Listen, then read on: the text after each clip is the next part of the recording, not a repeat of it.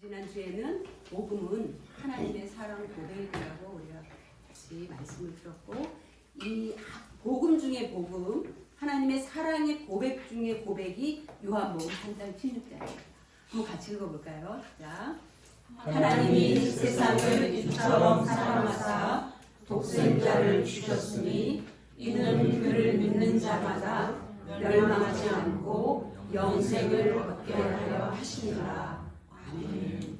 여기에서 이 이처럼이라고 하는 이 단어는 정말 말로 표현할 수 없는 그 크기를 크기인데, 이거는 사람마다 이 크기의 정도는 다 다를 거예요. 저는 이 말씀 속에서 이처럼이라는 이 단어가 우리의 하나님에 대한 믿음을 아마 믿음의 크기를 정해주는 거 아닐까 하는 생각이 들어요. 왜냐하면 다 헤아릴 수 없는 그 표현이 바로 이처럼 안에 들어가 있지 않아요. 이 하나님의 이 사랑, 그것을 우리에게 수도 없이 말씀을 통해서 고백했지만 사람들은 믿지 않았습니다. 그래서 하나님이 그 사랑의 표현을 예수 그리스도를 이 땅에 보내신 것입니다. 그래서 우리의 진정한 신앙의 삶은 하나님이 우리를 사랑하신다는 것을 깨달을 때 시작이 됩니다. 이 의미를 좀 한번 같이 깊이 생각하면서 들었으면 좋겠어요. 우리의 신앙의 삶은 수많은 우리의 노력을 필요로 합니다. 그래서 예배도 드리고 기도도 하고 말씀도 보고 또 구제도 하고 봉사도 하고 선행도 하고 우리가 많은 일을 신앙생활을 하지만 그 모든 거의 진정한 시작은 이 하나님의 사랑을 내가 깨닫고 그걸 얼만큼 받아들이냐에 따라서 우리의 신앙생활의 모양은, 신앙의 생활이 먼저가 아니라 이 사랑의 깨달음입니다. 왜냐하면 이 사랑의 깨달음이 없이 신앙생활하는 것은 우리를 아주 위험하게 만듭니다. 그게 예수님이 오셔서 그토록 저주를 하셨던 바리새인들의 신앙이었기 때문입니다. 그들은 오랜 동안 하나님의 말씀, 율법을 지키면서 하나님의 사랑을 잃어버렸고, 하나님에 대한 그 사랑의 깨달음 없이 신앙 생활로, 행위로 모든 것을 했기 때문에 예수님은 그것을 지적하셨습니다.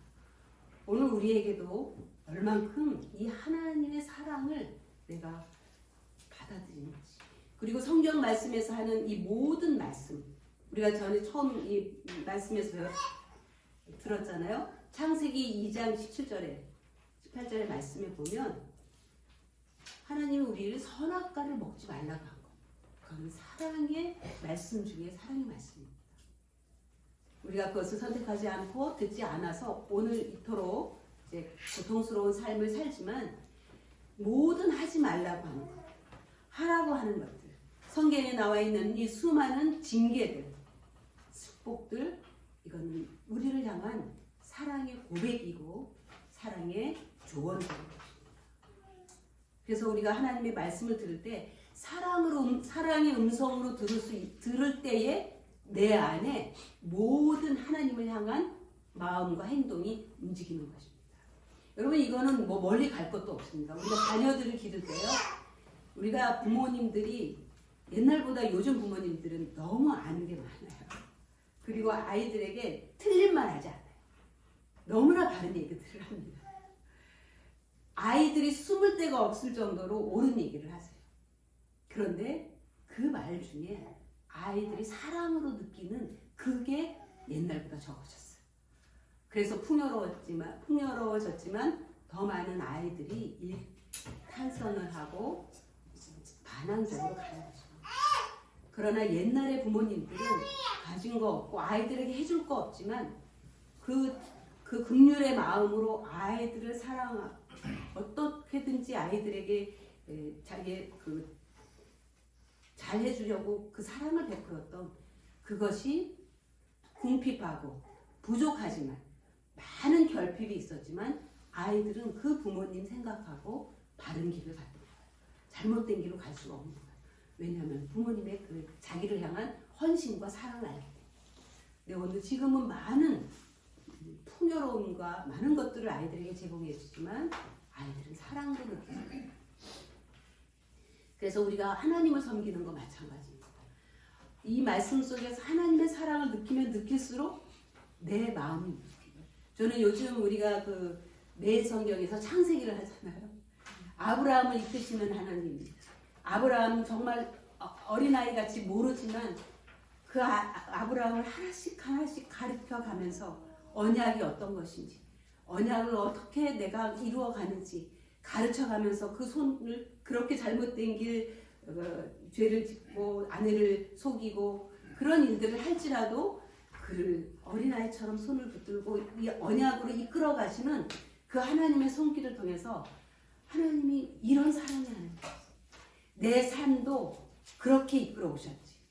내가 아무것도 모르고 잘난 척하고 다 아는 것처럼 의시되면서 살았을 때에도 하나님 내 옆에서 끝없이 나에게 말씀하시면서 이 길로 가자, 이렇게 가자. 내가 앞서가니 나를 따라오며 나를 본받으며 가라고 이끌어 오신 그 하나님의 그 사랑의 손길을 느끼기 때문에 오늘 우리가 여기 서 있는 거 아니겠습니까? 그래서 복음은 이 모든 하나님의 말씀과 이 말씀 속에서 행한 그 일들은 우리를 향한 하나님의 고백이라는 것. 심판과 저주가 아니라는 것.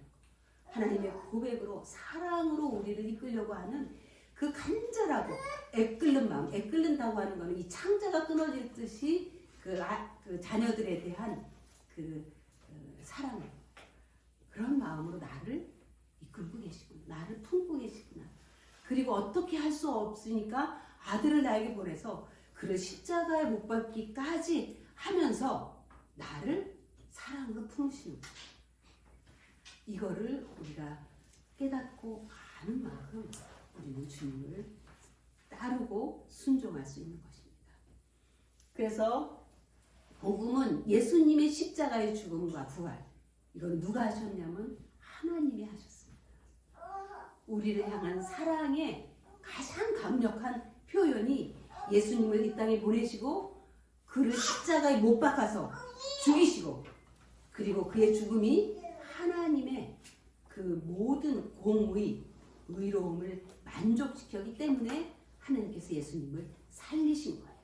그것을 통해서 우리는 우리는 죄를 지어서 죄에 대한 값이 있습니다. 그게 무엇이에요? 사망입니다.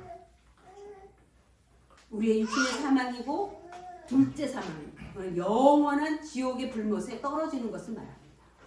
그런데 그런 죄의 값을 예수님이 십자가 위에서 다 대신 치러주셨다는 게 이 대속입니다. 그래서 우리의 죄값을 다 대신 치러주심으로 우리에게 주신 구원의 기쁜 소식이 복음인 것입니다. 그래서 복음은 하나님의 사랑 고백입니다. 지난 시간에는 복음은 하나님의 선물이라고 했습니다. 우리는 하나님이 우리에게 주고 싶으십니다. 우리에게 그 영원한 생명을 주고 싶으시지만 우리가 스스로 그 생명을 취할 수 없기 때문에 스스로 죄의 문제를 해결할 수 없기 때문에 하나님은 우리의 어떤 행위가 아닌 은혜로 믿음을 통해서 우리에게 구원을 주신 것입니다. 그래서 이 구원은 선물입니다. 선물은 우리가 어떤 노력해서 받는 거 아니에요. 우리가 노력해서 받는 거라면 정당한 대가일 수 있고 뇌물일 수 있습니다. 그러나 우리 아무런 노력과 상관없이 우리를 긍휼히 여겨서 주셨을 때 그것은 선물입니다. 우리가 할 수 없기 때문에 하나님은 선물처럼 우리에게 주십니다. 우리 매일 성경에서 보듯이 아브라함은 하나님이 고향 친척 아비 집에서 불러내셨잖아요. 그리고 가나안에 왔을 때에 하나님은 그 모든 땅을 보여주시면서 또 그 하늘의 별을 보여주시면서 내가 너의 자손을 이와 같이 만들겠다. 그리고 너로 큰 민족을 이루게 하겠다. 그리고 너를 모든 열국의 아비가 되게 해서 그들에게 복을 전해주는 사람이 되게 하겠다. 그렇게 약속하셨거든요. 그런데 그것을 행하는 그런 약속을 받은 아브라함의 행동은 전혀 거기에 맞는 행동이 아니었어요. 그렇지만 아브라함은 잘 모르지만 언약이 무엇인지 잘 모르고 하나님의 부르신 약속이 뭔지 모르고 하나님은 어떤 분인지 잘 모르지만 그 하나님이 나를 부르셨고 이 약속을 이룰 거라는 것을 믿었어요. 그 믿음, 그것이 하나님이 기뻐하신 거예요. 그것이 아브라함을 의롭게 보신 이유였어요. 오늘 우리가 내 모든 죄를 대신해서 예수님이 십자가에 죽으시고 그 죽으심이 정말 내 모든 죄의 값을 치르신 놀라운 사건이라는 것을 내가 믿음으로 받아들일 때 그거를 통해서 우리에게 구원을 주신 것입니다. 그래서 하나님의 그 순전한 긍휼과 사랑과 은혜와 자비, 이거는 에베소서 2장에 나오는 말씀이에요. 이 모든 것들을 동원해서 이 모든 하나님의 그 총체적인 그 마음 속에서 우리를 구원하신 거예요. 우리를 사랑하신 거예요. 그것을 우리 스스로 할 수 없으니까 우리의 행위를 보지 않고 선물처럼 주신 거예요. 오늘 읽은 갈라디아서는요, 바울이 갈라디아 교회를 세웠습니다. 이 갈라디아 교회라고 하는 것은 어떤 갈라디아라고 하는 이름의 교회가 아니에요. 여기서 나온 이 갈라디아서에 쓰는 여기는 갈라디아 지방에 있는 여러 교회들의 집합체예요. 그래서 이 갈라디아 지방에 있는 여러 교회들에게 회람, 돌려가면서 읽어보아라 하고 바울이 보낸 편지. 이것은 바울이 1차 전도 여행 때 아마 AD 47년에서 48년 사이에 바나바와 함께 바울은 이 전도 여행을 갔어요. 어디서 갔냐 하면 이 시리아의 안디옥 교회가 있어요. 바울이 안디옥 교회에서 목회를 했잖아요. 바나바와 함께. 거기에서 이 바나바와 바울, 담임 목사님 같은 이 두 분을 전도를 보냈어요. 전도자로 보냈어요. 그래서 전도를 하는데 갈라디아 지방에 가서 전도를 하는데 거기에 비스티아 안디옥 교회를 개척하라고 이고니온 지연, 루스드라 지방, 더베 이런 터키 중부 지방에 교회들을 여러 개 세워놨어요. 그리고 그 교회에 편지를 보낸 거예요. 바울이 보낸 모든 편지들은 복음에 대한 정의를 다시 해주는 글들이에요. 바울은 그 소아시아에 두루두루 다니면서 복음을 전했습니다. 교회를 세웠습니다. 그 예수님의 십자가와 그 십자가의 죽음을 믿음으로 받아들일 때 구원을 얻는다고 하는 이 진리를 곳곳에 전했습니다. 그런데 시간이 지나면서 들려오는 소식들이 있어요. 그 복음이 조금씩 변질되는 거예요.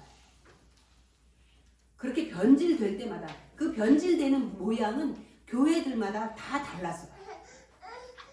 그래서 그 교회들마다 형편에 맞는 내용의 글들을 복음을 다시 정의해서 너희가 그 잘못된 복음, 변질된 복음에서 다시 순 복음으로 돌아오라고 글을 보낸 거예요. 그런데 이 갈라디아 지방의 교회에 보낸 편지의 내용은 뭐냐 하면 이 그 지방에 유대인 그리스도인들이 있었어요. 이방인 그리스도인들도 있고 유대인 그리스도인도 있어요. 그런데 이 유대인 그리스도인들 중에 많은 유대인들이 유대주의를 신봉하는 거예요. 원래 유대인들은 유대교를 섬깁니다. 유대교는 뭐예요? 율법으로 의롭다고 의로워진다고 생각하는 거예요. 그래서 율법을 잘 지켜야 우리는 구원받는다는 그런 생각을 가지고 있는 사람들이에요. 근데 예수님을 믿은 이후에도 그 생각을 버리지 못하는 거예요. 그래서 그런 사람들이 교회에 들어와서 야, 복음 좋아. 예수님을 통해서 우리가 구원받지. 그런데 그것 가지고는 부족해. 너희가 할례도 받아야 돼. 율법에 나와 있는 모세 율법을 그것도 지켜야 돼. 그래야 우리의 구원은 완전해지는 거야. 이렇게 바울이 전한 복음에 무언가를 덧붙여서 행위를 덧붙여서 율법을 덧붙여서 복음을 완전히 다른 복음으로 만든 거예요. 그래서 바울이 그런 교회들에게 너희들의 뭐 지금 믿는 그런 것들은 잘못된 거다. 변질된 거다. 다시 바꾸어라. 그렇게 보낸 편지. 그래서 믿음과 함께 모세의 율법을 지켜야 한다는 율법 준수의 행위구원. 유대주의는요 행위구원이에요. 그런데 또 반대로 우리가 은혜로 구원을 받았어. 우리는 모든 죄에서 자유로워졌어. 그러니까 이제는 우리가 자유롭게 내 마음대로 살아도 돼. 라고 하는 정반대의 교리들이 또 나타난 거예요. 영적인 방종이에요. 다시 말하면 하나님이 예수 은혜로 구원을 주셨는데 그것으로 진정한 자유를 누리면서 사는 게 아니라 육체적인 타락으로 다시 돌아가. 죄를 지어도 우리가 다시 용서받는데 괜찮아. 또 우리가 용서받으면 돼. 다 용서하셨어. 라고 하는 잘못된 복음에 대한 이해로 오히려 영적인 타락을, 방종을, 잘못된 자유를 누리는 그런 사람들이 또 생겨난 거예요. 그러한 교회에 바울이 편지를 쓴 것입니다. 너희가 왜 이렇게 순간적으로 예수 그리스도를 통해서 얻은 구원을 잃어버리고 무언가를 행위로 율법을 지켜야 구원을 완성할 수 있다고는 이런 잘못된 것들을 받아들였느냐. 다시 돌이켜라 하는 그런 말씀이에요. 그래서 오직 구원은 예수 그리스도 그분의 십자가의 죽음과 부활만으로 구원을 얻는다는 그것을 가졌습니다. 또 영적 방종에 대해서는 우리가 그리스도로 인해서 구원을 받았다면 우리는 구원받은 자답게, 의롭게 된 자답게, 하나님의 자녀된 자답게 예수 그리스도와 함께 거룩한 삶을 살아야 돼요. 그래서 갈라디아서 5장 22절 23절에 보면 성령의 9가지 열매가 나오잖아요. 너희는 이제 그런 열매를 맺으면서 살아가야 된다. 방종하면 안 된다. 다시 타락하고 예수님의 그 은혜를 시험하지 말라. 은혜를 잘못 이해하지 말라라고 그렇게 바울은 갈라디아에서 유대주의자들에게는 율법이 아닌 은혜로 구원받는 것, 영적 방종을 하는 자들에게는 너희가 구원을 받았다면 성령의 거룩한 열매를 맺으면서 살아가라고 하는 이러한 복음을 다시 보냈던 것입니다. 오늘 읽은 이 갈라디아서 16장, 2장 16장에 보면 의롭다함, 율법의 행위, 믿음, 이 세 가지의 이 단어가 3번씩 반복해서 나옵니다. 그래서 이 세 가지 단어들의 관계를 명확하게 우리에게 알려줍니다. 한번 같이 읽어볼까요? 사람이 의롭게 되는 것은 율법의 행위로 말미암음이 아니요 오직 예수 그리스도를 믿음으로 말미암은 줄 알므로 우리도 그리스도 예수를 믿나니 이는 우리가 율법의 행위로서가 아니고 그리스도를 믿음으로써 의롭다함을 얻으려 함이라. 율법의 행위로서는 의롭다함을 얻을 죄가 없느니라. 아멘. 자, 여기 의롭게 된다는 게 3번 나왔죠. 또 율법의 행위도 3번 나왔습니다. 또 믿음도 3번을 나오면서 의롭게 되는 것과 율법의 행위는 반대인 거예요. 다시 말하면 율법의 행위로는 의롭게 될 수 없다는 것을 강조해요. 그리고 의롭게 되는 것은 율법의 행위가 아니라 믿음으로 의롭게 된다는 걸 얘기하고 있습니다. 율법의 행위로는 의롭게 되는 게 하나도 없습니다.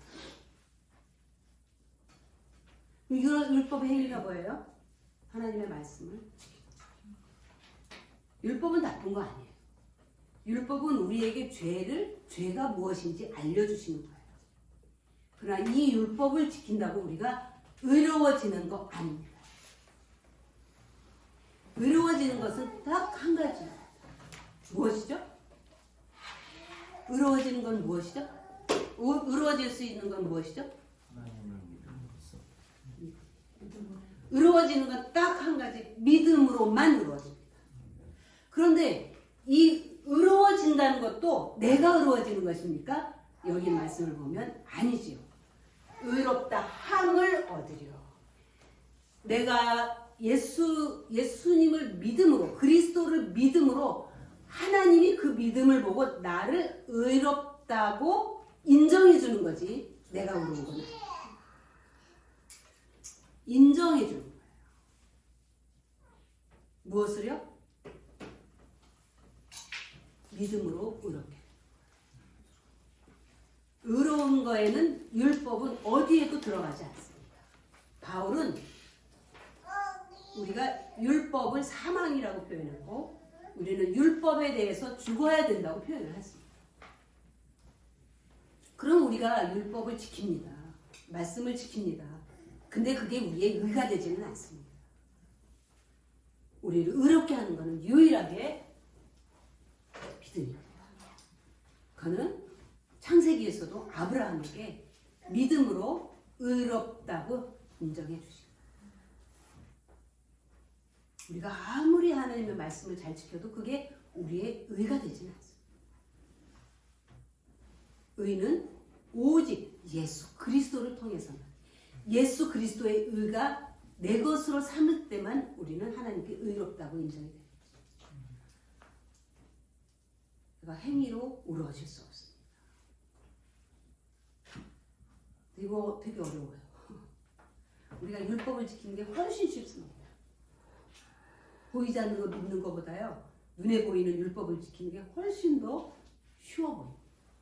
그래서 우리는 자꾸 눈에 보이는 뭔가를 하려고 합니다. 그리고 그것으로 확인합니다.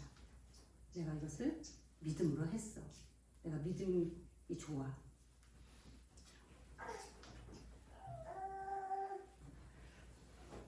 그런데 분명하게 말이죠. 율법의 행위로 의롭다 함을 얻을 육체가 없다.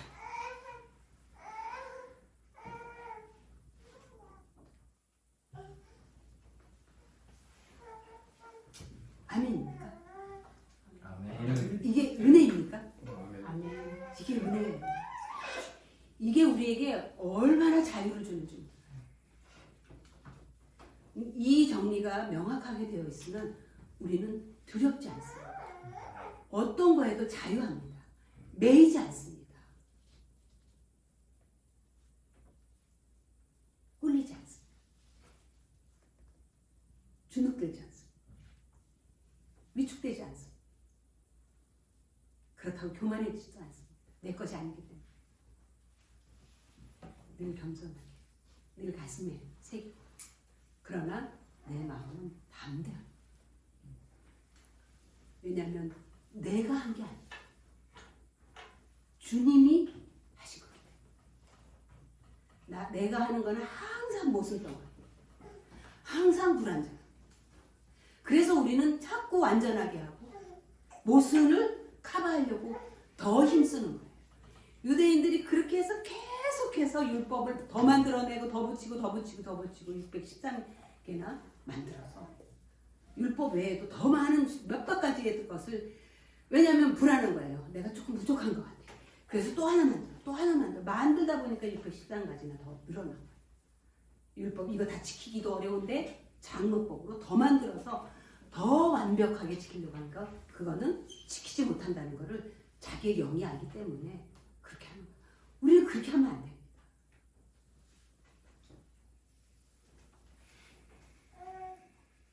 여러분들이 기도하지 못해도, 선행하지 못해도, 말씀을 좀 못 읽어도 불안하고 두려우면 안 돼요.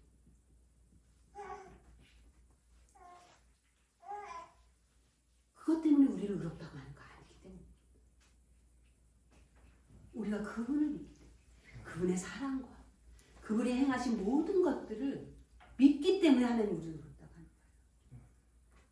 그러나 우리는 그 사랑을 알기 때문에 우리는 우리의 환경과 처한 일들 때문에 잠시는 그렇게 쉴 수 있지만 그러나 우리는 다시 일어나는 거예요. 왜냐하면 사랑은요 나를 가만히 안 둬요.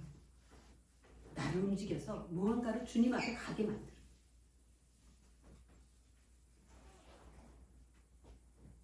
여기 19절에 보면 육신이 죽어야 영이 산다고 나와 있습니다. 한번 같이 읽어볼까요? 너희가 육신대로 살면 반드시 죽을 것이되 영으로서 몸의 육신을 죽이면 살리라. 오늘 말씀의 주제가 복음은 살기 위해 죽는 것이다. 사람들은 잘 살기 위해서 모든 것을 노력을 해요. 근데 잘 살려면 죽어야 된대요. 세상과 다르죠. 우리는 잘 살기 위해서 안 죽고 더 많은 것들을 모으고 쌓아놓고 누려야 된다고 생각을 하는데 잘 살려면 죽어야 된대요. 그럼 뭐가 죽어야 되는가? 육신은 죽어야 된단 말이에요. 그렇죠? 육신은 죽어야 되는데 육신이 뭘까요? 육신은 우리의 육체 그리고 육체는 혼의 지시를 따라서 행하는 거예요. 다시 말하면 우리 마음에 나쁜 마음을 품으면 나쁜 행동으로 나와요. 육신 속에서. 그러니까 육체와 혼은 거의 하나예요. 그래서 이거의 주도권은 혼에 있어요. 혼은 뭐냐? 우리의 마음, 우리의 생각, 우리의 감정, 우리의 이성. 우리 안에서 우리가 감지하면서 일어나는 그 모든 것들은 혼이에요. 이거는 원래 죽었던 애들이에요. 왜냐하면 영이 죽었기 때문에요. 에베소서 2장 1절에 말했잖아요. 너희가 죄와 허물로 죽었었도다. 죽은 영의 지시를 따라서 살던 타락한 존재, 부패한 존재인 거예요. 그래서 선한 것이 없습니다. 여기에서 선한 것이 나지 않습니다. 나는 그래도 착한 마음을 가지고 양심이 있지, 교양이 있지, 내가 착한 마음을 가지고 내가 행동할래. 그래서 착한 마음으로 얼마든지 할 수 있습니다. 그러나 하나님은 그거를 선하게 보지 않습니다. 왜냐하면 우리 자체가 타락하고 부패했기 때문입니다. 그래서 그 타락하고 부패한 우리는 죽어야 되는 거예요. 그러면 우리의 영이 산다는 거예요.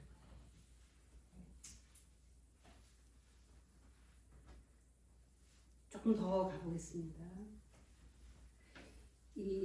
사실 예수님이 십자가에서 죽으실 때에 우리의 이 육체와 혼을 따르는 육체와 우리의 영을 따르는 혼과 육은 십자가에서 죽을 때 예수님을 믿는 사람이라면 다 죽었습니다. 우리가 예수님이 내 죄 때문에 십자가에서 죽으시고 내 죄를 다 값을 치르시고 나를 구원하셨다고 하는 이 사실을 믿을 때에 이 사실을 받아들이고 인정하고 나의 모든 육과 혼과 영이 예수님을 죽였구나라고 하는, 십자가에 못 박았구나라고 하는 그 고백을 할 때 우리는 육과 혼과 영은 다 죄 용서받는 것입니다. 그래서 영은 주 예수 그리스도의 영과 연합해서 영원한 생명을 얻어요. 그런데 문제는 뭐냐? 육체와 혼은 계속해서 죽은 영의 지배를 받으면서 죄를 짓는 거가 익숙해 있는 거예요. 그게 내 안에 단련이 되는 거예요. 이거는 내가 끊임없이 매일매일 십자가에서 반드시 죽여서 살아나지 못하게 해야 됩니다. 원래는 죽었습니다. 십자가에서 2000년 전에 예수님과 함께. 그런데 얘는 계속해서 내 마음에서 살아나. 왜? 과거의 습관이 있기 때문에. 그래서 우리가 그렇게 선포해야 됩니다. 너는 죽었어. 너는 2000년 전에 예수님의 십자가에서 내 모든 것과 함께 죽었어. 예수님과 함께 죽었어. 너는 더 이상 나에게 어떠한 효력을 낼 수가 없어. 그렇게 그의 죽음을 선포하고 내가 더 이상 너의 습관을 따르지 않겠어. 나를 이전에 지배하던 거기에 내가 들어가지 않겠어. 라고 하면서 그 지배에 들어가지 않아. 그게 죽는 것이야. 그러면 내 영이 살아가고 내 영이 살면 또 그 영이 내 몸의 행실도 주는 거야. 이게 유기적으로 영향을 주는 것이야. 20절을 한번 다 같이 읽어볼까요? 이거는 뭐 우리가 다 외워야 되는 거예요, 사실. 다 외우십시오. 그리고 늘 나를 죽이는 내 육과 혼을 늘 십자가에 못 박음을 이 말씀으로 행하시기 바랍니다. 함께 읽겠습니다. 시작.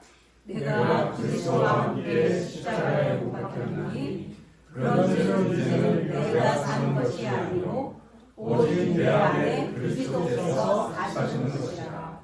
이제 내가 육체 가운데 사는 것은 나를 사랑하사 나를 위하여 자기 자신을 거두신 하나님의 아들을 믿는 믿음 안에서 사는 것이라. 아멘. 여러분, 내가 그리스도와 함께 십자가에 못 박혔습니다. 나의 영혼, 육이 다 십자가에 못 박혔습니다. 그래서 예수님과 함께 죽었습니다. 그래서 이제는 나는 더 살아있지 않습니다. 이게 우리의 정체성입니다. 아멘입니까? 아멘. 우리는 더 이상 살아있지 않아요. 여기서 살아있지 않는다는 것은 우리의 옛사람이에요. 타락하고 죄 가운데 있었던 옛사람. 죽었기 때문에 더 이상 나는 살아있지 않아요. 그런데 이제 내가 산다면 이건 내가 사는 게 아니에요. 나는 2000년 전에 죽었습니다. 내가 산다면 어떤 내가 삽니까? 예수님과 함께 부활한 나. 그리고 예수님과 부활할 때 나는 예수님과 연합하여 부활했고, 그냥 따로 부활한 거 아닙니다. 예수님이 부활할 때 나 죽을 때 같이 죽었고 부활할 때 같이 살아났어요. 그래서 그분이 이제는 내 안에 주인으로 사시는 것. 그래서 이제 내가 산다고 하는 것은 내가 사는 게 아니라 내 안에 그리스도께서 사시는 거예요. 그리스도 안에 내가 있습니다. 나의 존재는 그 존재밖에 없어요. 내가 아니에요. 그리스도 안에 있는 나예요. 그리스도와 하나 된 나예요. 그분은 나의 주인이에요. 그래서 내가 만약에 이 육체 가운데 내가 산다고 하는 것은 나를 사랑했기 때문에 나를 위해서 자기 자신을 버리신, 이 자기 자신은요 하나님이기도 하고 하나님의 아들 예수님이기도 합니다. 예수님은 하나님이고 하나님은 예수님이기도 합니다. 이제 내가 육체 가운데 산다고 할 때에는 나를 위해서 죽으신, 나를 위해서 뭐라고 얘기했어? 자기 자신을 버리는 거예요. 여러분, 죽는 것보다 더 어려운 거야. 자기 자신 버리는. 죽는 건 육체지만요, 자기 자신은요 지독한 자아기 때문에. 그래서 내가 육체 가운데 사는 것은 나를 위해서 자기 자신이 뭐예요? 하나님인 것을 버렸어요. 하나님의 신성을 버렸어요. 하나님의 아들의 자리를 버렸어요. 그가 누렸던 모든 하늘의 삶을 버렸어요. 그리고 인간으로 오시고 죄인으로 오시고 십자가에 죽으시고 그 아들을 믿는 그 믿음 안에서 사는 거죠. 여기에 나는 없습니다. 여기에 나는 없습니다. 이게 그리스도인이 사는 삶입니다. 제가 여러분들에게 계속해서 여러분의 행위를 바라보지 말라고 하는 이유는 내 안에 계신 주님이 행해야 되는 거예요. 주님은 주님과 별개에 내가 열심히 하는 거를 주님과 담을 쌓는 일입니다. 그런 사람은 위중적이에요. 사람들 없을 때 하는 일은요, 보기에도 부끄러운 일이에요. 우리 지난 목요일 날 우리 남성교회에서 부흥이라는 영화를 봤어요. 몇 년 전에 에스베리 대학에서 일어난 부흥의 그 사건을 통해서 이전부터 있었던 부흥의 다큐멘터리를, 부흥을 찾아다니면서 다큐멘터리를 찍은 것을 기록한 영화였어요. 근데 모든 부흥은 어떻게 일어나는가? 부흥은 아무 데서나 일어나지 않습니다. 우리는 다 부흥을 꿈꾸고 있습니다. 이 시대에 하나님의 부흥을 다 사모하고 있습니다. 그러나 부흥은 사모한 꿈꾼다고 이루어지는 거 아니에요. 그냥 사모한다고 이루어지는 것이, 바란다고 이루는 것이 아니라, 약속했다고 이루어지는 것이 아니라, 부흥은 정확하게 부흥을 일으키는 요인이 있습니다. 한번 천천히 읽어보실까요? 시작.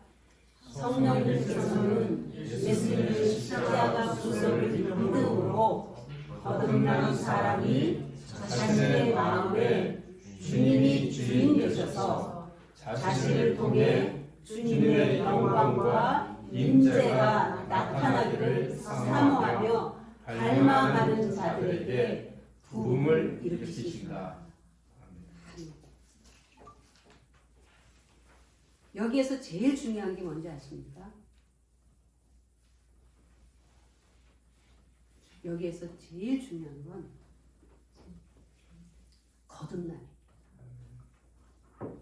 거듭난 사람. 왜냐하면 거듭난 사람이 생명을 가지고 있습니다. 누구의 생명이요? 그리스도의 생명. 생명이 없는 사람에게는 부흥이 일어나지 않습니다.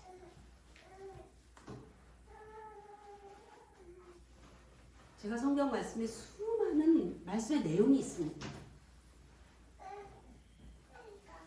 그런데 그 말씀이 많음에도 불구하고 제가 계속해서 거듭나 십자가에서 죽어 그리스도께서 사시는 계속 강조하는 것은 거듭난 사람이 행하는 것을 하나님은 사용하시기 때문에, 거듭난 사람이 행하는 것을 선하다고 하기 때문에, 거듭나지 않은 사람에게 행하는 것들을 어떠한 좋은 일도, 어떠한 착한 일도, 어떻게 다른 사람에게 좋은 영향력을 끼치고 자기의 목숨을 내어준다 할지라도 하나님은 그걸 선하게 보지 않으신다는 것입니다. 그러므로 우리는 복음을 정확하기 위해, 복음이 너무나도 애매했어요. 모든 시작은 거듭남에서 시작합니다. 여러분의 신앙생활도 거듭남에서 시작합니다. 왜냐하면 그 안에 생명이 있기 때문에. 생명은 가만히 있지 않습니다. 여러분, 생명이 얼마나 지독한 생명력을 가지고 있는지 아세요? 어디를 보면 아냐면 암을 보면 알아요. 암이 왜 걸리는 줄 아십니까? 암이 왜 그렇게 번성하는지 아십니까? 사람이 극심한 고통을 받을 때에 이 몸 안에 있는 세포들이 생명의 위협을 느낍니다. 그래서 죽지 않으려고 계속 세포 분열을 하는 거예요. 그래서 이상세포들이 생겨요. 여러분, 우리가 가끔 불이 나잖아요. 저도 미국에 가서 이렇게 안식년 할 때 미국에 나무 많은데, 불이 난 지역이, 나무가 많은 지역이라 불이 난 지역에 보면요, 까맣게 불이 난 나무들이 타고 제가 있는데요, 그 주변에 보면 뭐 이루 셀 수 없는 빽빽한 작은 나무들이 얼마나 솟아있는지 몰라요. 왠지 아십니까? 이 나무들이 본능적으로 자기가 죽기 때문에 번식해야 되겠다고 하는 이 강한 생명력이 수많은 씨앗들을 뿌리는 거예요. 생명은 절대로 가만히 있지 않습니다. 내가 생명을 가지고 있으면요, 이 생명은 절대로 멈춰 있지 않습니다. 멈춰 있을 수가 없어요. 왜냐하면 그리스도의 생명이기 때문입니다. 그래서 그렇게 거듭난 사람이 이러한 마음이 있어야 돼요. 내 마음에 주님, 내 안에 계신 주님, 나의 주인이 되옵소서. 나의 주인이 되셔서 나를 통해서 당신의 영광을 밖으로 마음껏 드러내십시오. 당신이 여기 계심을 그냥 나타내 주십시오. 그것을 사모하는 거예요. 그것을 간절히 갈망하는 거예요. 그런 자들에게 부흥이 일어나는 거죠. 사도행전 2장 37절에 보면 이런 말씀이 있어요. 베드로의 설교입니다.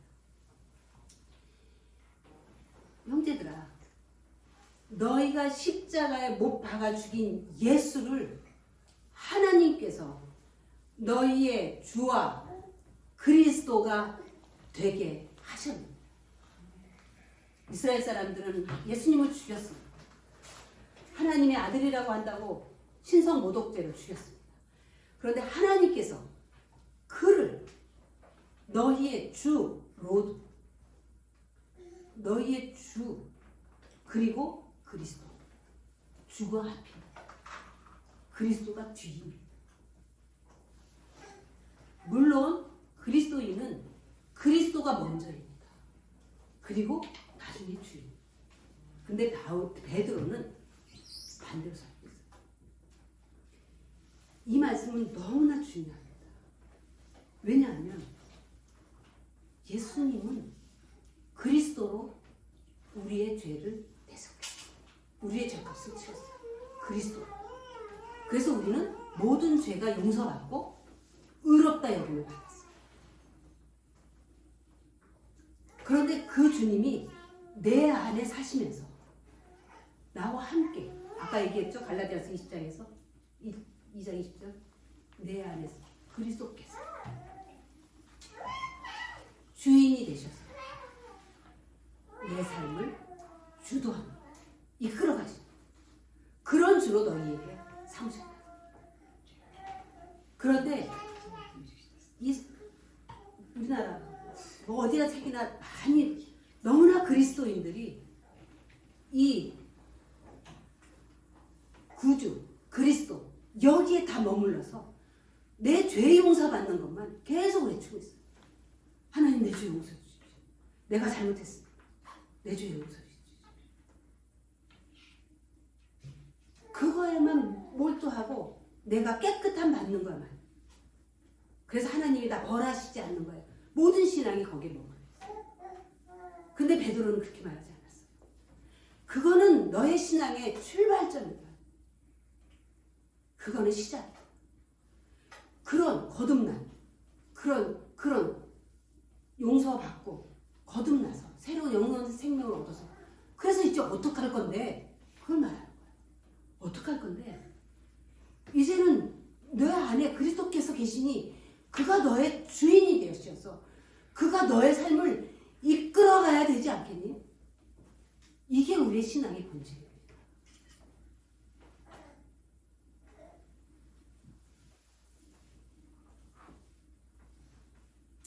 죽어야 많은 열매를 맺습니다. 한번 읽어볼까요? 내가 진실로 너희에게 이르노니 한 알이 땅에 떨어져 죽지 아니하면 한 알 그대로 있고 죽으면 많은 열매를 맺느니라. 이 말의 의미 다 아시죠? 한 알이 미리 땅에 떨어졌습니다. 단단한 알이죠. 밀알이 떨어졌습니다. 한 알 그대로 있으면, 죽지 아니하면 한 알 그대로 있어요. 죽으면 많은 열매를 맞죠? 유목민들도 알죠? 네. 그런데 밀이 땅에 떨어져서 어떻게 죽느냐? 썩어요. 땅에 떨어져요. 왜 썩어요? 그냥 썩지 않아요. 흙 속에서 써. 흙 속의 수많은 환경에 의해서 이 씨앗은 껍데기가 벗겨져요.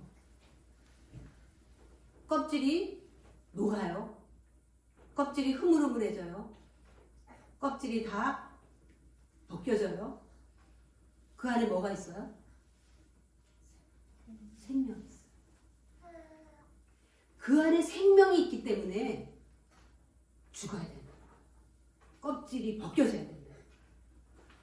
껍질이 환경에 의해서 다 흐물흐물 녹아져야 돼. 그럴 때 생명이 나고.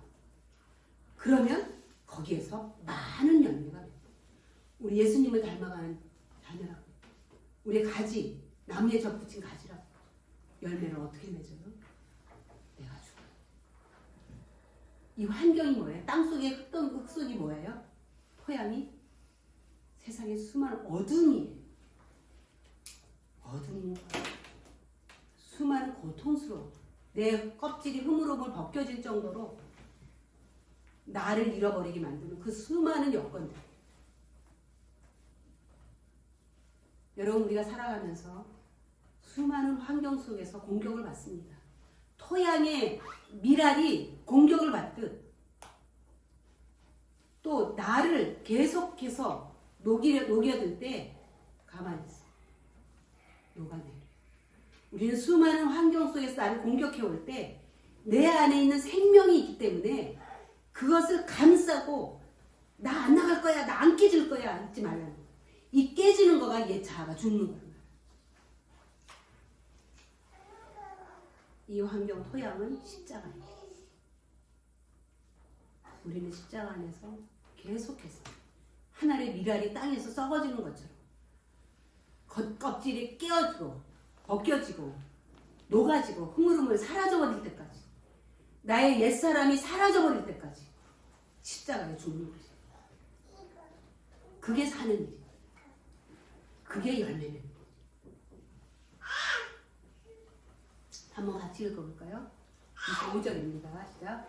자기의 생명을 사랑하는 자는 잃어버릴 것이요, 이 세상에서 자기의 생명을 미워하는 자는 영생하도록 보존한다.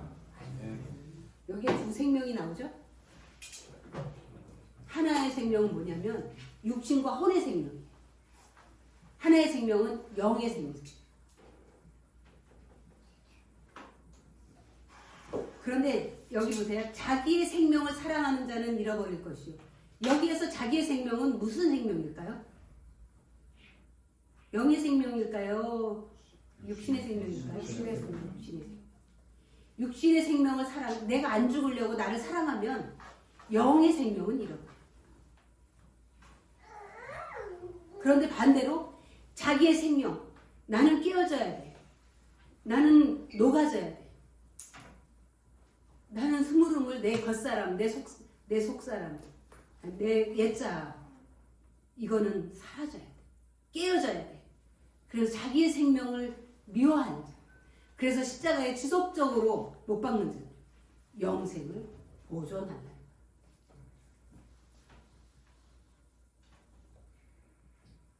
여러분은 자기 생명을 사랑하는 자입니까? 미워하는 자입니까? 살펴봐야 돼. 항상 살펴봐야 돼. 제가 여기 알록달록 계속 이렇게 글씨를 쓰니까 좀 헷갈리시나요? 제가 이렇게 쓰는 이유가 있습니다. 전 어렸을 때부터 어떤 숫자나 단어, 어떤 문장을 내가 기억해야 되겠다 생각을 하면 그것을 사진이나 영상으로 찍어서 기억합니다. 그냥 이 자체를 기억해요. 단어를 그렇게, 단어를, 자체를 그렇게 기억해요. 숫자를 그 모양으로 기억하는, 아니면 키패드에 나와 있는, 핸드폰에 나와 있는 그 숫자의 그 영상으로 기억을 해서 그게 떠올라요. 제가 이 내용을 알려고 하면 이게 떠오르는 거예요. 이 말씀을 다 외우지 않고. 그래서 이제 여러분들에게 혹시 이게 기억에 남을까 해서 이렇게 다양한 형태로 구분하면서 일을 하라고. 사도 바울은 나는 날마다 죽는다.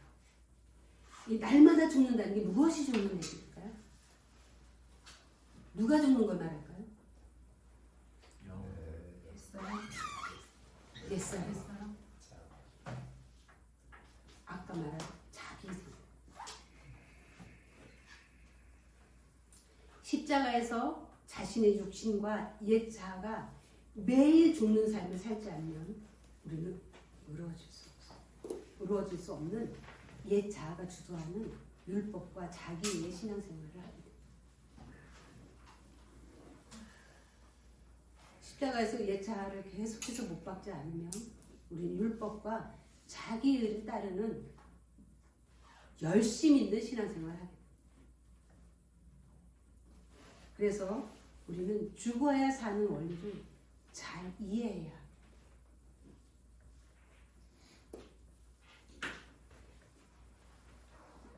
마지막으로 두 종류의 죽음이 있는데요. 죄로 인해 부패한 내 모든 전 존재의 죽음이에요. 이거는 예수님이 십자가에서 죽으실 때 단번에 일어난 일이에요. 단번에. 다시 일어나지 않는 일이에요. 그런데 두 번째 죽음이 있습니다. 이것은 매 순간 십자가에서 죽어야 하는 옛 자아의 죽음입니다. 이거는 매 순간 평생에 걸친 죽음을 말합니다. 우리에게는 이게 훨씬 더 중요합니다. 왜냐하면 우리는 이미 거듭난 생명을 가지고 있기 때문에 내 옛 자아를 십자가에 계속해서 못 박는 거예요. 여러분 십자가의 의미는요. 거기에 한번 형벌로 못 박히면 죽을 때까지 내려오지 못하는 거예요. 그러니까 우리가 옛 자아가 십자가에 못 박혔으면 못 내려오는 거예요. 근데 우리는 자꾸 동정심 때문에 끌어내리죠. 그러지 말아요. 바울처럼 지속적으로 날마다 나를 죽이고 그리고 내 자아의 자리에 주님이 계심으로 이 모든 죽음을 이뤄내요. 계심.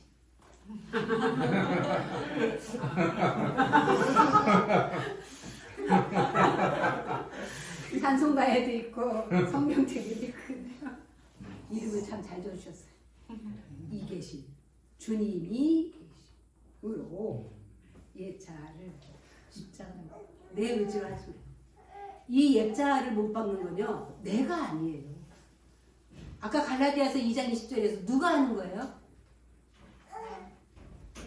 그리스도께서 하죠.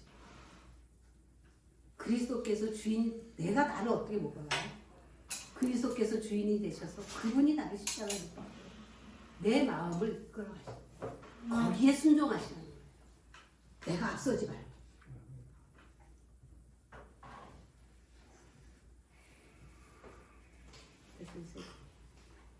구속과 구원이라는 말 많이 들어보셨죠? 좀 늦어지는데 이거 너무 중요한 말이기 때문에 이거 마지막으로 하겠습니다. 구속이라고 하는 거는 리뎀션이에요. 이거는 예수님의 십자가를 통해 단번에 나의 모든 죄의 값을 지불하는 거예요. 예를 들면 어떤 사람이 노예가 다른 사람의 집에 노예가 있는데 내가 그 노예를 사오고 싶어. 그러면 그 주인에게 그 노예의 값을 주고 내가 사오는데 그 값을 리뎀션. 예수님이 우리를 그 죄의 값을 주시고 사왔어요. 무엇으로? 십자가에서 죽음으로 우리의 값을 치르고 우리를 사셨어요. 우리를 당신의 소유로 만들었어요. 누구 힘이 하랴? 하나님의 소유예요. 맞습니까? 여러분 하나님의 소유입니다. 이거는 그런데 내고 왔어요. 근데 그 종이 나 다 갈 거예요. 나 갈 거예요. 그럴 수 있어요? 없죠. 우리가 다시 나가게 아니죠. 우리는 그리스도의 소유로 있어요. 두 번째, 구원이 있습니다. 셀베이션입니다. 우리는 보통 모든 거를 다 구원이라고 하나로 근데 구원과 구속은 좀 다른 것입니다.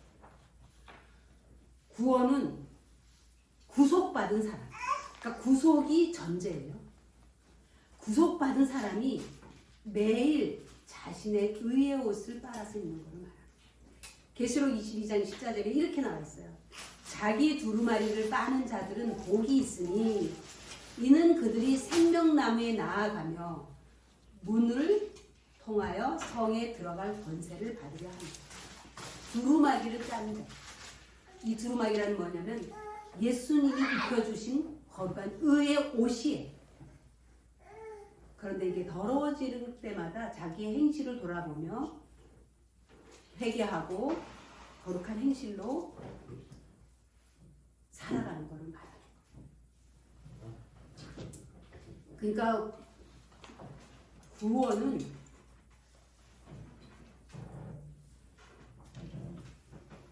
구속의 결과예요. 이거 두 개를 다 구분을 하셔야 돼요. 그냥 우리는 구속으로 구원이라고 생각해요. 그런데 구원은 구속과 그리고 우리가 일반적으로 말하는 구원이 같이 있는 거예요. 그래서 우리가 옛사람이 죽는 거가 항상 따라가야 돼요. 오늘 말씀이 좀 길어졌지만 내가 살기 위해서 죽는 거, 죽어야 산다고 하는 이 진리를 정확하게 알고 우리는 한 번 죄 사함 받은 거로 만족하는 신앙인이 아니라 그거를 통해서 그거를 기초로 해서 매일매일 나를 그리스도께 드리는 그리스도와 주인이 되어서 그분이 내 삶을 이끌어가면서 나의 옛사람을 지속적으로 십자가에 못 박으면서 내 영이 계속 살아나는 그러한 삶을 우리가 살아야 될 것입니다. 기도하겠습니다. 주님, 우리에게 믿음으로 구원을 얻는 이 놀라운 사실을 주셔서 감사합니다.